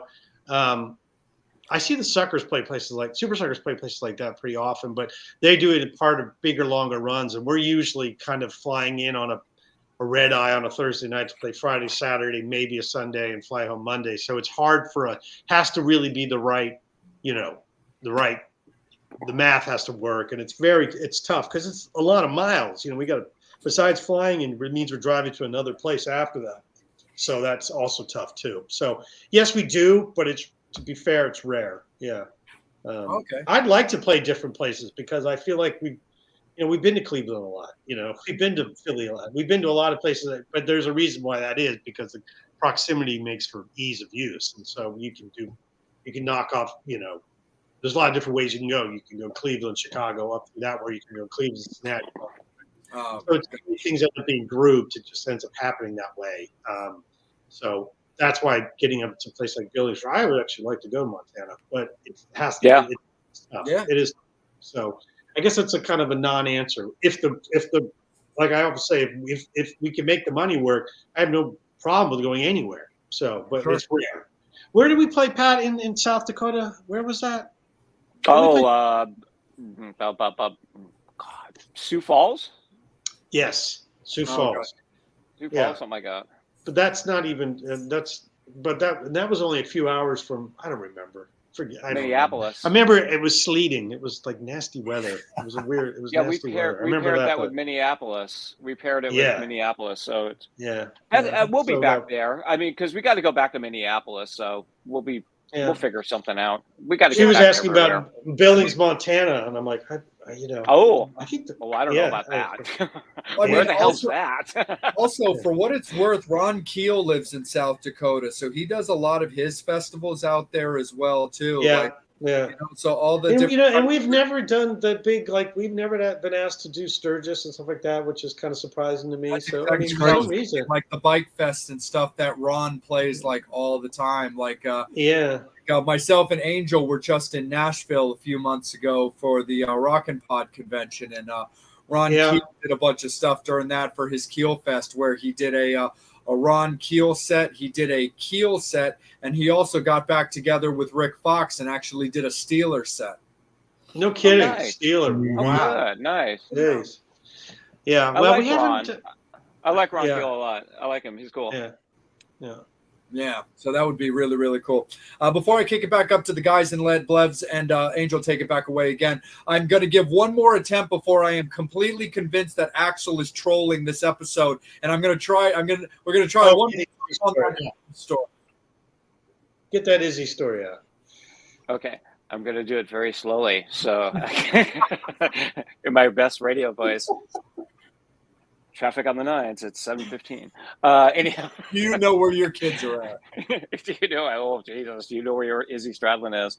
I replaced Izzy. He played drums. He showed up to LA, was the drummer in the Adams, and so when I showed up, I was there to replace him. Little did I know, and he was a guitar player, so he was kind of like staring me down. It was weird or whatever. But then afterwards, we went and hung out for a couple of days and skated some backyard pools and broke into some fine gem places in South Pasadena and did some illicit things, and it was fun. And that was about it. Not much more than that, really. Yeah, that's still cool. Yeah.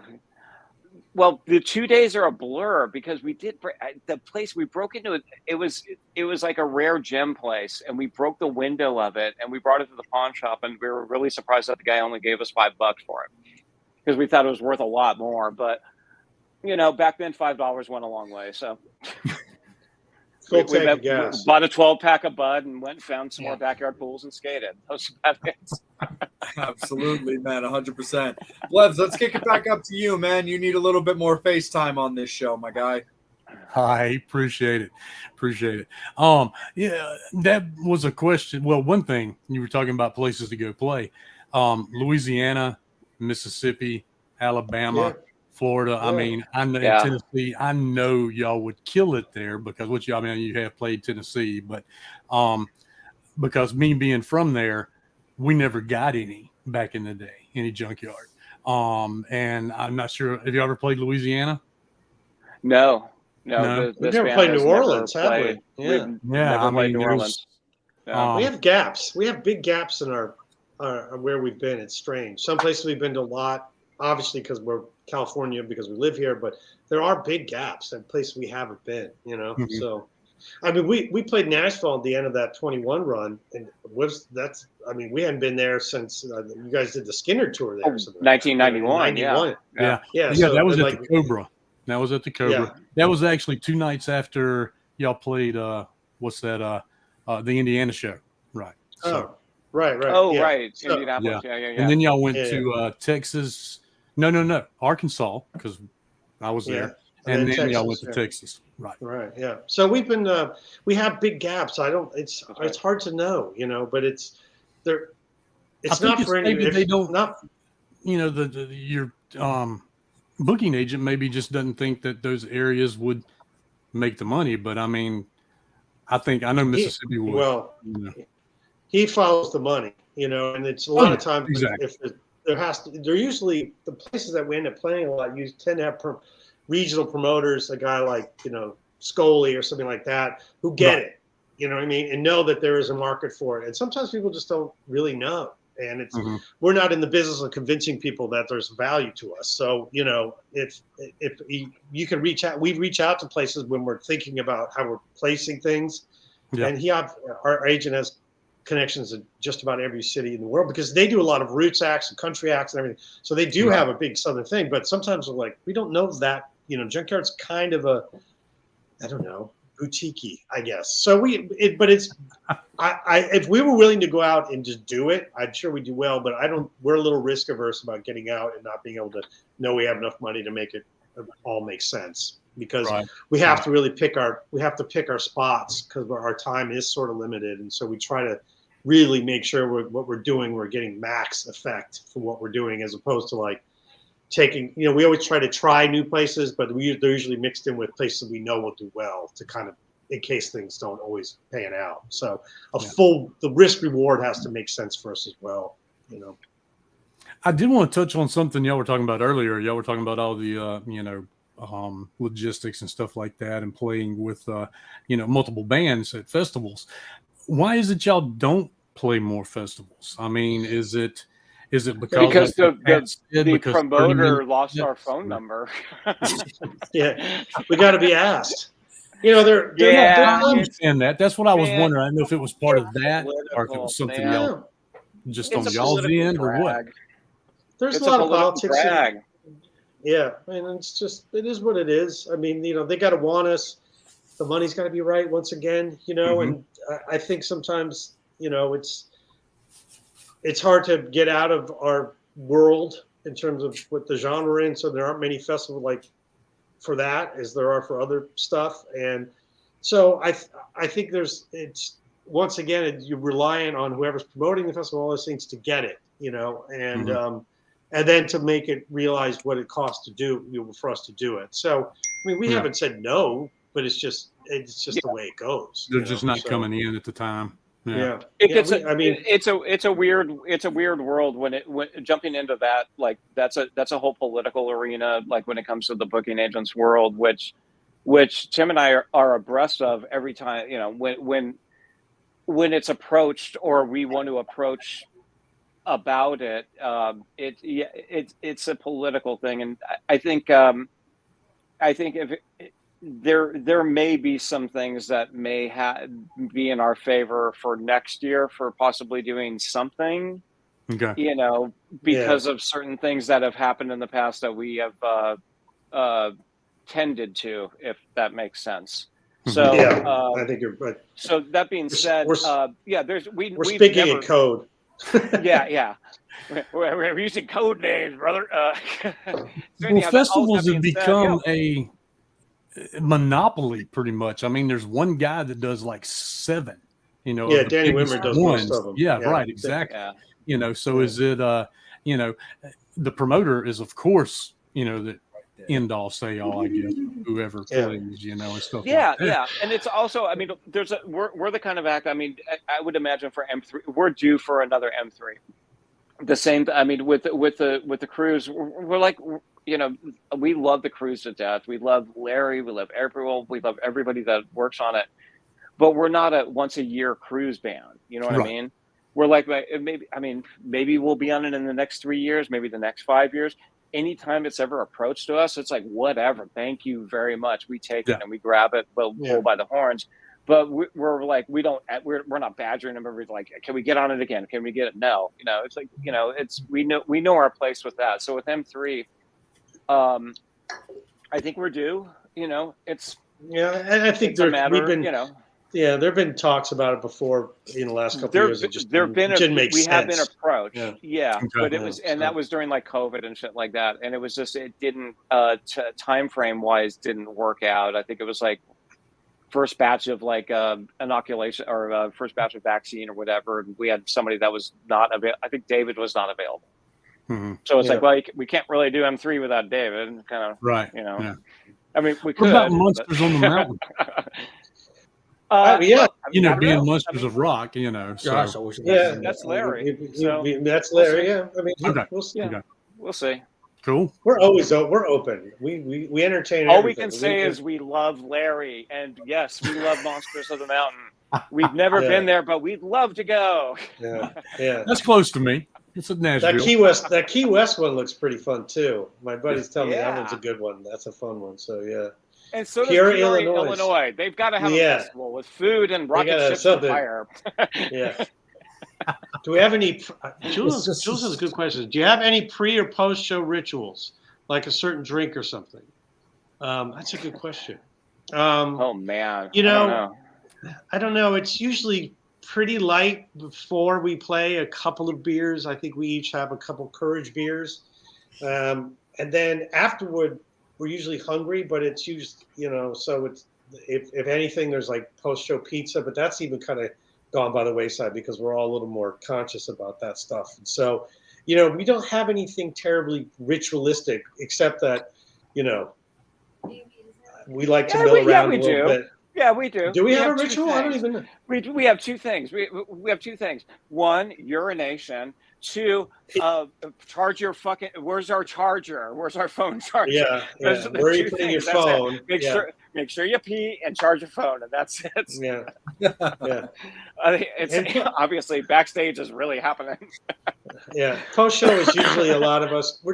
Post show we try to get out as quickly as possible to talk to folks too. So that's part of it as well. We try to we want to hang, mop down and get out and say hello, and because we haven't been doing meet and greets very often, and so I think we only did one since we've come back again. So it's nice to get out and talk to folks and go to the merch table and chat a little bit. If we're going to do it, this is the time we try to do it. So and get things signed. Yeah, and get stuff signed. Yes. Hold on 1 second. Hold on. Jerry, you got to shut. Hold on 1 second. There you go. She got a good one. Yeah. That was Junkyard Blues. What is our favorite tour snack? I mean, you eat whatever you can get your hands on. I feel like meals can be very hard to come by because you don't want to eat when everyone else wants to eat. And then when you want to eat, nothing's ever open. And so you kind of eat whatever's you can get your mitts on. I find myself at the little snack thing in the back of the Radisson where they sell you like chips for $4 at 1 a.m. behind the receptionist. That's usually the extent of my dinner for those kind of, you know what I'm talking about. That and a candy bar, you feel like you're kicking ass. Or whatever they sell at Buc-ee's or whatever, you know what I mean? So if that vending machine doesn't work at the hotel, then I dumpster dive. I don't give a fuck. I'm hungry. Yeah, we're hungry. I don't care, man. I may find a beer. You never know. I'll probably be there tomorrow. So. What band do you love that would surprise people? I don't know. Could we really surprise people? I don't know. What band do you love? Band do you love that would surprise people? Oh, I don't know. We like everybody. I like everything. I like everything. I mean, I think I would sound weird. I don't know. I mean, I don't think people would be surprised we listen to country music, or stuff like that. So I mean, like Glenn Campbell's. I mean, it's not a band, but but everyone listens to Glenn Campbell, don't they? I don't know. I never think about it. I like all kinds of bands. Obviously, I don't know. That's a hard question. Yeah. I mean, I don't know. The I love Jackson 15 South. Early Osmonds records are pretty good. Yeah. I like that 70s bubblegums, like early Osmonds and DeFranco Family. I always find myself liking that stuff a lot more than I hear. Partridge Family. I could say nobody in the band. Nobody in the band likes Crass. Yeah, I don't really like Crass. What? So that would definitely not surprise you. Yeah. I mean, fans of the show know how much I'm into like Lizzie Borden and the Misfits and Typo Negative, but like I'm a huge Queen guy. Like Queen can do no wrong. Yeah. So as far as like I can see technically outside of the genre that people know me for, that would probably be my answer if that question went to me. Yeah. I don't think of it. I never even think about it. I mean, I like all, Yeah, I good mean, tunes is I was good listening- tunes. Yeah, Yeah. I mean, What I are like y'all folky. listening I like to right folky now? stuff too. Oh, I was a lot of Gordon Lightfoot lately, actually, because he just died. So that's what I was listening to a lot of. But I listen to a lot of folky stuff anyway. I've always been a Dylan guy and folky and all that songwriter Favorite type female guys. musician. Oh, Favorite I love female Emil. musician. I do love Emil and the Sniffers. They're great. She's great too.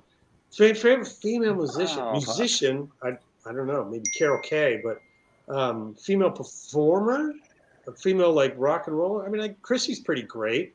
Mhm. Kind of lean in. I've been thinking she's pretty amazing. I think Joan is great, but I lean in Chrissy. Actually, Debbie, I've been kind of like having a lot of good fit. Debbie Harry is pretty amazing. There were so few when we were coming up. I mean, that's the truth. There are a lot more now, which is great. But I guess I'll go with Chrissy. I think her writing style. Yeah. I love her voice. She is such an interesting singer too. She's unique. And Joni. I love Joni a lot. So once again, that's the folky in me coming out. So if you could see anyone play tonight, who? I will go back to the favorite female musician. I would like to see Susie and the Banshees tonight. I would Since like I to didn't see get to Susie. see them. I've never seen Susie and the Banshees. I'd like to go see Susie. Yeah, there I'll we cover go. two questions That's a good with one one tonight. answer. Yeah, I'd like to see that. There's very I few am things I pissed I haven't missed seen. that. Damn, it was Yeah. like so close by me. Damn. Yeah, I'd like to see Susie. Yeah. What are they Yeah. like? I mean, is that something we should check out? Goth. It's goth. If you like Susie and the goth. I mean, Banshees? Susie. Oh, Yeah. God, it's all punk rock, man. I mean, Susie was around back in the old Pistols days, and Yeah, Okay. she's an OG, but yeah, it's goth. I mean, what you now know as goth it's is wait, the girl Wednesday that dances. She ripped Yeah. it all off from Susie and the Banshees. So or Oh, from yeah, it's all Susie. Susie. Yeah. There you go. So it's So is it electronic But- or is it actual? no, No, it's actually there's okay. keys. Well, there's Okay. keys There's and shit, keys. but But it's pretty hip shit. Like it's It's all at- like vis-a-vis the Cure, and it goes down Yeah. that little road. Okay. Yeah, Where Susie and the Robert Banshees Smith- were more. Yeah, Robert Smith played in the Banshees for a while, so he came Yeah. out of them, Okay. and so it's it's real instruments, kind of more like tribally drum thing, I guess you could say. Yeah. The Burundi drum thing that Adam the Ants kind of were doing too. There's that's in there. And Oh, she's got a very kind of weird phrasing and everything, and it's kind of angular in a weird way. But if you've ever listened to Bauhaus or Ministry or any of those, they're all a lot of Susie's really the beginning. Probably the Damned really started it, but then Susie really kind of made it what it is now. The modern goth is basically based on Susie and the Banshees. Yeah. Jules So, just yeah, said for something sure. about am I serious? Yes, I'm from Mississippi. I'm closed. We didn't have. I never heard of that. you didn't have YouTube back then? Oh yeah, but I mean, still, I Like had no kids. reason to even look for something like that. So No, we were. I mean, Oh we've no, been- totally. I was- Look it up. It's Yeah. fun stuff. okay, yeah. You It'll probably take you down a recognize some of rabbit the hole. songs. Oof, man. Yeah, she had some hits too. She had some alternative hits. Her cover of Dear Prudence was Dear kind of a big Prudence. thing too. Oh fuck, Yeah, she did a good version It's of so that, so, good. yeah. My God. And she's great. So yeah. cool. No, actually, that's kind of a crazy thing. Real quick, let me jump in on that. I found I've been talking a lot about this with like my girlfriend and like some people at work as well, because I just find it so interesting. Like going out to live concerts, when you get your tickets through like Ticketmaster or any of your other stuff, and all the crazy fees that have been ticking off the fans for so long.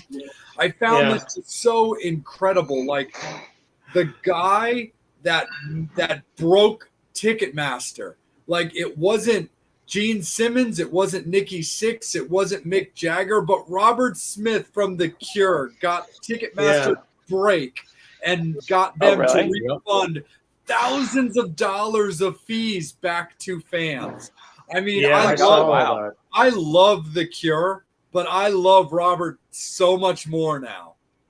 Like, Yeah, I saw that. I'm a Robert Smith fan my Wow. whole life, but like, I always found that so insanely interesting. Where I was like, Ticketmaster. I mean, it's been well documented how crazy the fees are when you buy. Yeah. But if you want to see your bands, it's just kind of the way. But like, and all there's the artists there's to get up nothing on to their stop them either. pedestal and do whatever it was that he did, or whatever argument he made, or whatever threats he made. Like I said, it wasn't the guys that you think of that hold all the power. Not the Kisses, not the Motleys or the Def Leppards, but like the dude from The Cure with the big puffy hair broke. Yeah.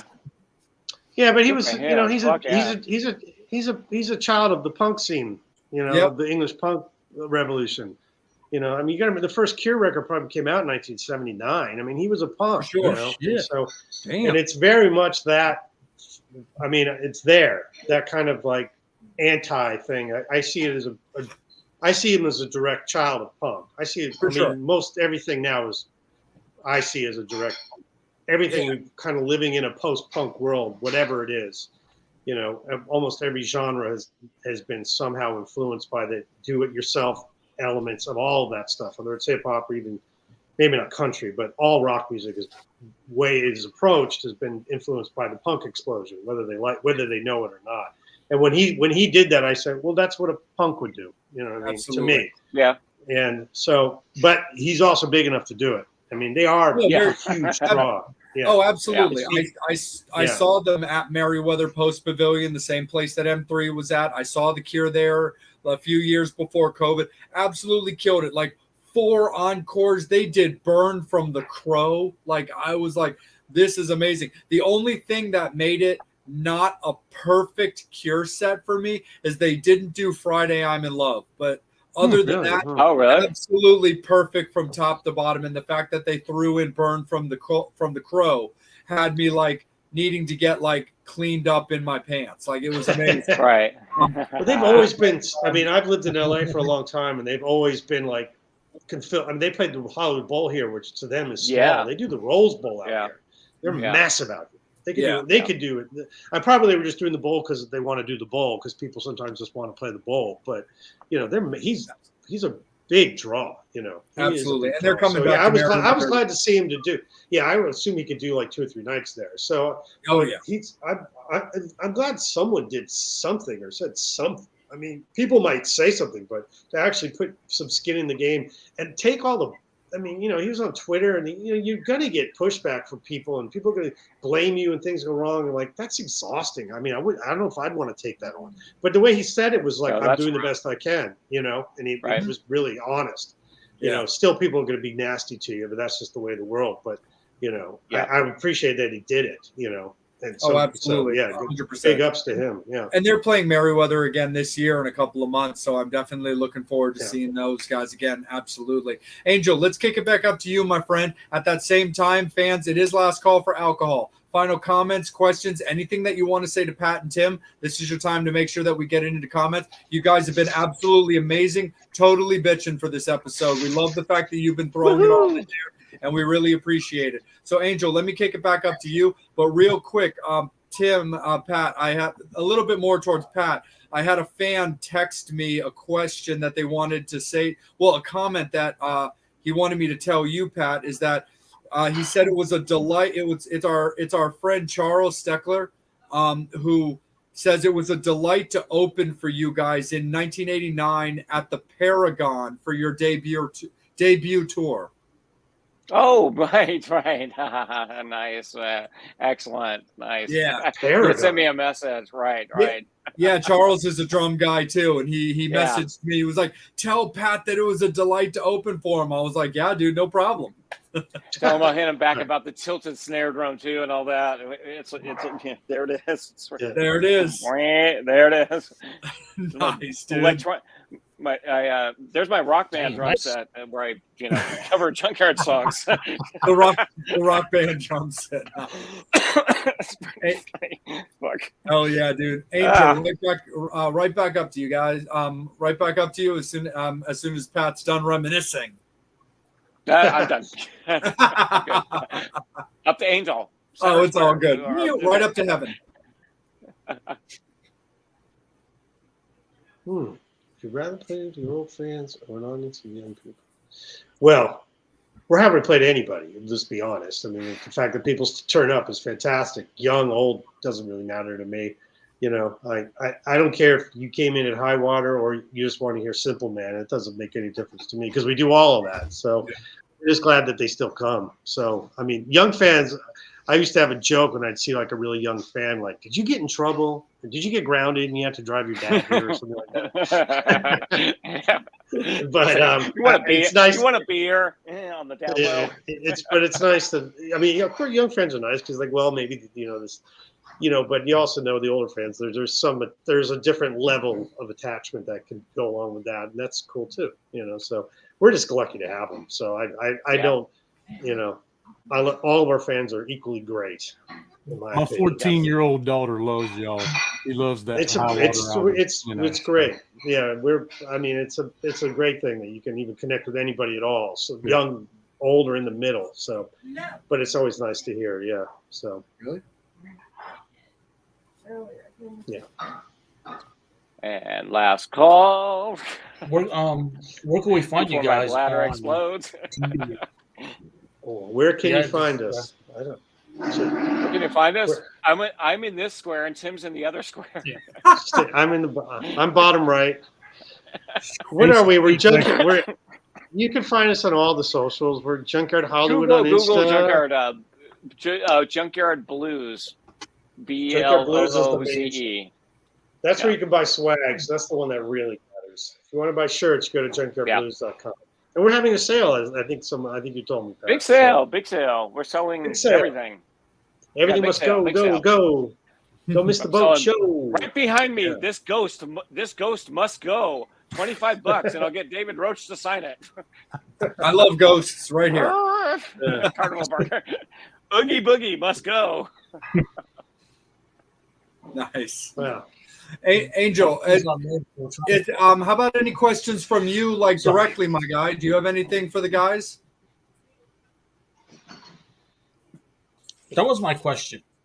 That was your question? No worries, my dude. Pat and Tim have been so awesome, like reading the questions out loud, which is usually when we're used to hearing your voice. So I just wanted to make sure that you're still involved with us, my guy. We bummed your scene, man. Of course. No, we're all about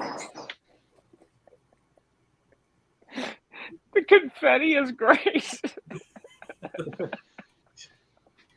You just noticed it? I love it. Yeah, right. Where's it back to somebody? No, my edibles kicking in. No worries, dude. It's There good. you go. Chris, there we go. Blevins, let's kick it back over to you, my guy. Okay. Well, let's see. Sorry. Y'all have I got brain fog. Yeah, I do. Chemo brain, we'll call it that. That's a real thing, but we won't even get into all that shit. Anyway, I can't wait. Oh, you know what? I do have something to say, and it's kind of a plug for me, but it's also a plug for Tim. Tim played the lead on one of the songs that's going on the new EP, 13 South, and that song's actually going to be released as a single on June 13th. So that's right. Cool. Yeah. So excellent. Very exciting. Definitely. I'm thrilled. I was honored to be asked. It was great fun. Hey, man, I appreciate the I hell. like playing the guitar for people. Oh yeah. Well, Very cool. Will probably be more because I have no band now. It's just me. But So and anyway. So, but good. Hope it goes well, and thank you for asking me. Oh, Good man, little tune. I had a blast doing it. Excellent. Very cool. The song you played for the song, and like you said, you mentioned something about you talk to your wife about how something to do on it, and she was like, "Now you're going to play on the whole damn thing, so just do it." He was just supposed to play a solo, and he actually played over the majority of the song, and it's fucking this class is killer. I'm an overachiever. I can't. Excellent. So very cool. Definitely, man. And one thing about y'all, you when you can, you help out, other people, especially like, we opened for y'all in 2021. God, it's been that long. Damn. So December of 2021 over in Arkansas, and that was amazing. Just to have the privilege of doing that, Well, not it was everybody fun. gets a chance to play with their favorite bands, So, Well, we're glad to have you. It was hell good yeah, fun. appreciate it. So what I know what you do in your spare time. You don't have any spare time. You write down songs all the time. You have a what is it? A publishing? What kind of company is that? I forget. You Production Music Library, yeah. I do that, yeah. I try to stay busy, sure. Okay. Yeah, always music with you. Now, what about you, Pat? Besides skating, I designed what you're looking at right now, the interface of everything that you look at. Basically, I'm basically a web developer. Really? Okay. So, yeah, that's cool. Been doing that since 1999, 1998. Yeah. And I tell people that all the time. I've played with so many musicians that have real jobs and can't go and play. They can't take a week off and go play, or 2 weeks off and go play. It's so much better to have to own your own business or do something in that type of, well, it's a song and dance for us too. It's I'm sure. It's a workaround. Yeah. So, who all have you done stuff for, Tim? Oh, I've music in so many TV shows, Blevins. I can't even tell you. Hundreds. I have 40 theme songs I've written. It's more than that. I've been a TV composer for over 20 years, and so I've written tons of music for tons of TV shows. So yeah, it's kind of music by the pound, a little bit. Yeah. What can we watch that something's in? Well, I have a game show called Press Your Luck on ABC that's coming out in September, so you can watch that. That's that's probably the biggest thing I have right now. I had a late night show for a long time called Late Late Show with Craig Ferguson. That was on for 10 years. I wrote the theme for that. Yeah, and I don't know. I've done a lot of shows that don't last very long, but that's the nature of them. And then I'm also in just tons of shows all the time, just for music I write for my own library. And I was doing music for this new AEW All Access show that was just on TBS. Oh, really? We did a bunch of music. We did music for that, and then I was doing. Right now, if you want to know, I'm working on season 2 of Paris in Love for E. So there you go. You go all over the place. You know what I mean?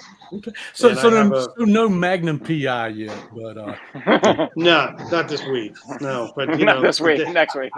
It's only Wednesday, so Very cool. Very cool. Yeah. Well, cool, man. I always enjoy talking to y'all. It was good to see you. It was nice to be invited. Absolutely, yeah. We're thrilled to get to it. Oh yeah. Absolutely. Yeah, definitely. So, and all the folks I see it on the crawl here. It's great. Appreciate all the questions. Nice to hear from everybody. It feels like it's been a minute. So have that interaction. We get the questions real time. It's great. Fantastic. Yeah, 100%. Cool. Angel, do we have anything that's popped up from my friend? I just want to make sure that the board is clear. Yeah, we got it. Ferguson. Yeah, some members of the Ferguson team here. Board's clear. That might be our cue, gentlemen. Hey, no worries, man. Absolutely. First and foremost, Blevins, thank you so much for setting up the hookup. Tim, thank you so much for accepting my call. And Pat, thank you so much for being involved as well. We really appreciate all of you guys for being involved with tonight's episode of the Metal Summit. Thank you guys so much, because you didn't have to say yes, and Angel and I are very appreciative of that. Well, glad to have. Thank you for having us. We had a lot of fun. Quick question. Yes, what beer are you on, Pat? Oh. No, I mean, which one? You said you had 7. What number are we up to out of 7? Oh, God, come on. It's Wednesday. Jesus Christ. I'm only at 9. I'm already at 9. And I got 3 more to go. Nice. I got to get up at 4 in the morning. Awesome. Guys, enjoyed the hell out of it. Hey, I Thanks just for want to say everything. thanks to the Metal Summit too for allowing me to come on tonight. That was awesome. Thank y'all. It's great. I quit doing my thank you. podcast because I got away from it with the illness and everything, and just didn't feel like doing it. But it's been great. I love doing this. So It was nice thank to you, talk to Angel. you. Excellent. Thank you, Jay, Absolutely. and the Metal Summiters. Yeah, anytime, Suburbs. Blevins. Don't be shy, dude. You can always reach out to me or Angel if you're getting the itch, dude. We got you. And your shirt's Excellent. coming if I ever feel like getting to the damn post office. So No worries, brother. I appreciate it, man. I got that Metal Summit pentagram shirt for you as well. I appreciate it. Always, dude. No problem. Well, Metal Summoners, thank you guys so much. Right here. Oh no, yep, there it is, right there. It's a great Father's Oh, Day Angel. gift. Angel, the Metal And Summit. merchandise is for Father's Day. Nice. Yep. Like it. 100%. Metal Summoners, any of you guys want merch, just Yeah, reach out or- to me do you have privately one? on either my Instagram or on Facebook. I've got all of the Metal Summit t-shirts are right with me. So just get in contact with me if you want to order, and I'll get you all fixed up and I'll get you all taken care of. My post office is right across the street from my house, so I get those things out quick.